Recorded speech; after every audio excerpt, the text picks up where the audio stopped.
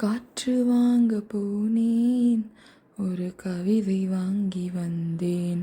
ஒரு தடவை பீச்சுக்கு போனாலும் இப்படி தாங்க ஃபீல் பண்ணிட்டு திரும்பி வருவேன். சென்னையில் இருக்கும்போது அந்த மாதிரி தான் என் லைஃப் ஸ்டைல் இருந்துச்சு. பட் ஆனால் குழந்தைங்கள்லாம் வந்ததுக்கப்புறம் பீச்சுக்கு போனது பழைய மாதிரி கண்டிப்பாக இல்லைங்க. ஸோ இவங்கள மேய்ச்சி கட்டுறதுக்கே தனியாக ஒரு ஆள் வேணுன்ற மாதிரி தான் இருந்துச்சு.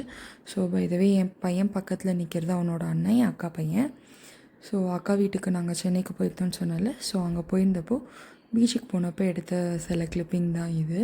நாங்கள் என்ஜாய் பண்ணோமோ இல்லையோங்க, 2 குட்டீஸும் செம்மையாக என்ஜாய் பண்ணாங்க.